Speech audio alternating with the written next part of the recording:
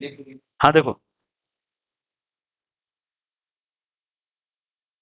इसमें क्या है, C1 C2 V1 V2, आसान केस है ये क्योंकि दोनों में सेम पोलरिटी है, प्लस माइनस प्लस माइनस।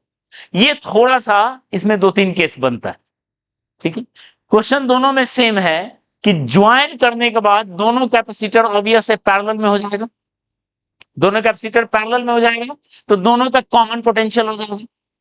दोनों का कॉमन पोटेंशियल पता करना है, कितना है, कितना चार्ज होगा, कितना कितना चार्ज फ्लो करेगा, ये सब पता करना है, कितना लॉस होगा एनर्जी का, ठीक है। ये भी बहुत कॉमन है, कंपटीशन के हिसाब से बहुत इंपॉर्टेंट है। ओके, देखो क्या है, इस पे चार्ज है C1 V1, इस पे चार्ज है C2 V2, इस पे चार्ज है -C1 V1, इस पे चार्ज है -C2 V2। इस पॉइंट को समझ लो, फिर इसको समझना आसान होगा, ठीक है। अब बताओ, यहां से जैसे कनेक्ट करेंगे, जैसे कनेक्ट करेंगे, दोनों का पोटेंशियल क्या हो जाएगा, सेम हो जाएगा, और पोटेंशियल इक्वलाइज करने में एनर्जी का लॉस होता है, वही निकालना। ओके, तो ध्यान दो, पोटेंशियल सेम होगा, तो फिर से इस पे चार्ज हो गया C1V, इस पे चार्ज हो गया C2V। तो अभी जो हम लोग डिस्कस किए थे isolated plate, conservation of charge, तो आप बताओ ना, ये दोनों प्लेट को अगर हम इनसर्कल करें, ये दोनों प्लेट को इनसर्कल करें, तो बताइए, पहले जितना उस पे चार्ज था, पहले उन दोनों प्लेट पे जितना चार्ज था उतना अभी भी होगा, बस वही बट गया होगा, कंजर्वेशन ऑफ चार्ज। तो लॉजिक यही है, कंजर्वेशन ऑफ चार्ज क्या होगा बताइए, पहले कितना चार्ज था दोनों प्लेट पे, C1 V1 C2 V2 पहले था, बाद में कितना है, आ गया C1 V1 plus C2 V2 by C1 plus C2। Final potential पता चल गया, फाइनल पोटेंशियल पता चल गया तो फाइनल चार्ज पता चल गया।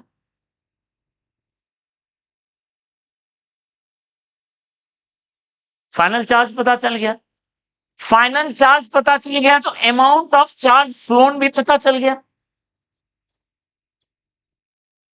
मान लो एक प्लेट पे पहले 20 माइक्रोकुलम था शुरू में, बाद में 18 माइक्रोकुलम, तो वहां से 2 माइक्रोकुलम निकला है।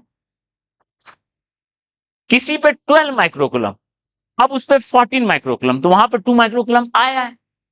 तो अगर इनिशियल फाइनल पता है तो कितना कैसे फ्लो किया सब पता चल जाएगा। क्लियर है? ओके। और loss in energy, loss in energy हम लोग लिखे थे यू सिस्टम का इनिशियल माइनस यू सिस्टम का फाइनल, ठीक है। सिस्टम का इनिशियल, सिस्टम का फाइनल माइनस, देखिए, ½ C1V², ½ C2V², यही हो गया सिस्टम का इनिशियल और फाइनल। ओके, V का ये वैल्यू उठा के इसमें पुट कर देंगे, सॉल्व कर लेंगे, तो जो एक्सप्रेशन आया उसको याद रख सकते हो, बिल्कुल याद रख सकते हो, क्योंकि ऐसे क्वेश्चन में सीधा पूछा जाता है लॉस इन एनर्जी, सीधा पूछा जाता है loss in energy. Okay, exactly V का वैल्यू पुट करने के बाद अगर आप सॉल्व करोगे, कम से कम रिजल्ट तो याद रखना ही रखना है, C1 C2 bye into V1 minus V2 का,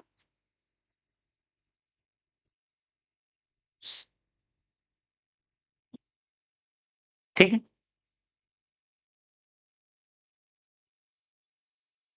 सेम पोलरिटी रहेगा, सेम डायरेक्शन ऑफ पोलरिटी, तब ये लगा देंगे।